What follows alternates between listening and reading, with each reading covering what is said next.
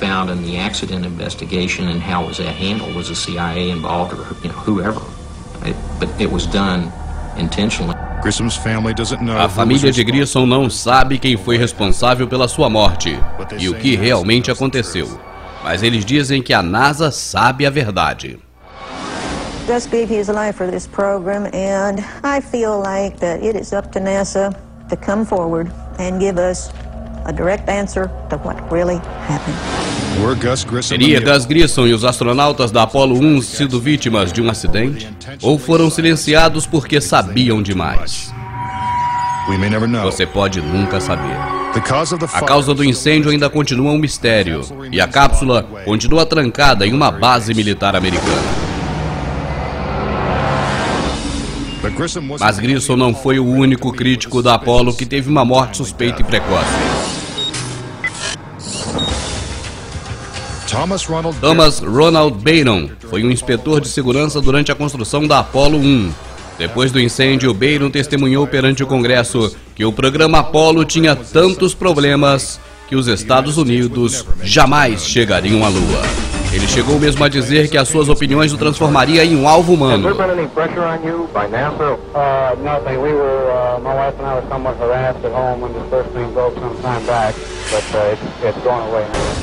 Como parte do depoimento, Byron enviou um relatório de 500 páginas detalhando as suas descobertas.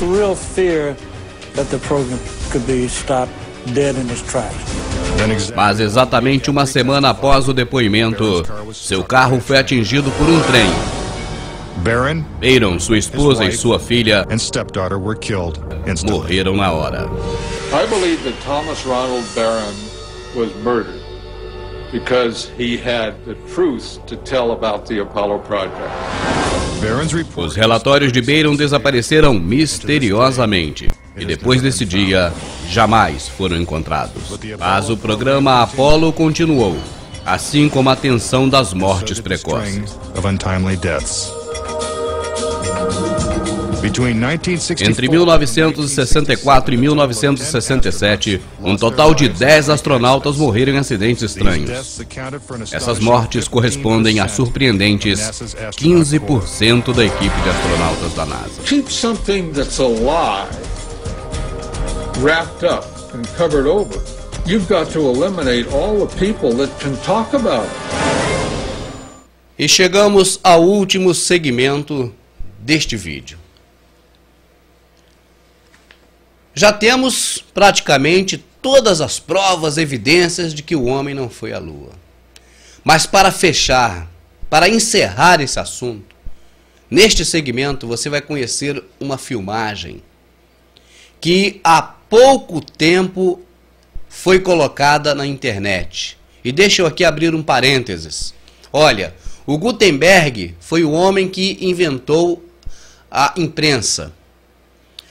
Assim que ele inventou a imprensa, que foi um dos meios de comunicações mais antigos, a elite global pegou para eles. Os donos de jornais são os que participam da elite de cada país e que são subordinados à elite mundial. Depois veio o rádio, a mesma coisa. Só tem emissora de rádio autorizada quem participa do esquema. Essa é a grande verdade. Você sabe disso. Depois do rádio, a televisão. E outros meios de comunicação que foram criados, você sabe que todos ficaram em poder deles. Antigamente tínhamos poucos canais de televisão aqui no Brasil. Hoje temos centenas de canais de televisão. E eu pergunto a você, você conhece algum amigo seu que é dono de algum canal? Você conhece algum vizinho que é dono de algum canal? Está tudo na mão deles. Eles seguram tudo, é só deles. Porque eles têm o controle sobre o que você sabe, sobre o que você come, sobre o que você veste, sobre o que você pensa, sobre o que você acha de qualquer assunto, a sua opinião, eles é que fazem. Porque, na verdade, nós, infelizmente, recebemos muitas informações e do jeito que eles querem ao longo de todo o processo de vida. Pois bem, veio a internet. Ainda hoje, eu não sei até quando, mas ainda hoje, a internet é um meio que traz a informação, como os demais veículos deles, mas esse, diferentemente, também leva. E nesse momento nós podemos saber de coisas, né? E nós temos que analisar, porque muita coisa também pode não ter fundo de verdade, né? Mas quando você recebe pela internet, igual agora, um vídeo que escapuliu, talvez alguém revoltado, porque no meio dessas pessoas que comandam o planeta, né? E que estão também subordinados a quem comanda, com certeza tem um ou outro que não concorda e não concorda mesmo. Não deixa essas coisas passarem sobre os seus princípios.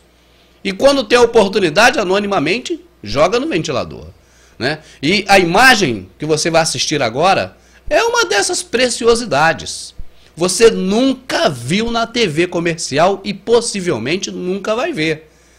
Porque mostra realmente... é o batom na cueca, no termo vulgar, para que você entenda. A reportagem, a filmagem que você vai assistir nesse momento. Está pronto? Vamos lá então, é o último segmento.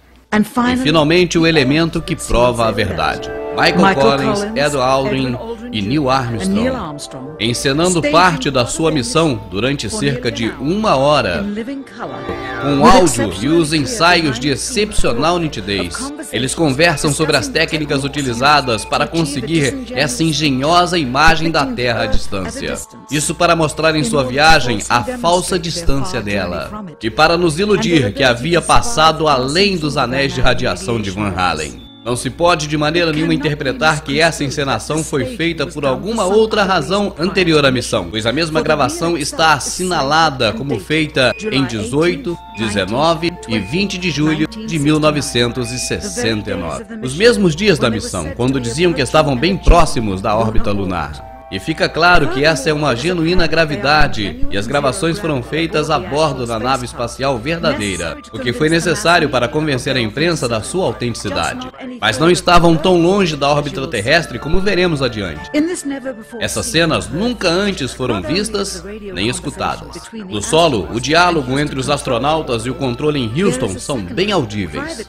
Você vai prestar atenção a seguir e vai ver que há uma segunda voz oculta, ordenando a direção da conversa entre a tripulação à Terra por uma terceira. Ela ordena aos astronautas o que dizer, quando dizer e como manipular a câmera com eficiência. Observe bem, a NASA disse de forma oficial que as transmissões de Houston foram as únicas que foram feitas com os astronautas. Observe bem como o controle de Houston inicia um diálogo com a tripulação.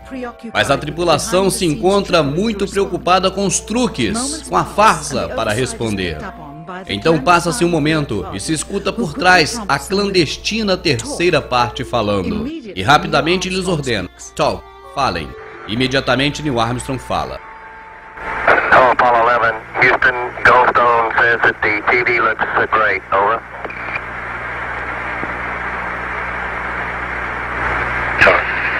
Okay, Roger, we're coming in on Earth. E novamente a ilusão que tratam de criar é a Terra vista distantemente. Isso para demonstrar que estão viajando muito longe dela e que tiveram habilidade para transpor os anéis de radiação de Van Halen. Temos que ter em conta também que apenas 20 segundos desta gravação de 1 hora foram emitidas ao público. E essas conversas no interior da Apollo 11, detalhando a farsa, os astronautas criam que estavam sendo conversados em segredo. Até agora. Neste momento comentam que as transmissões de televisão não eram transmitidas ao vivo,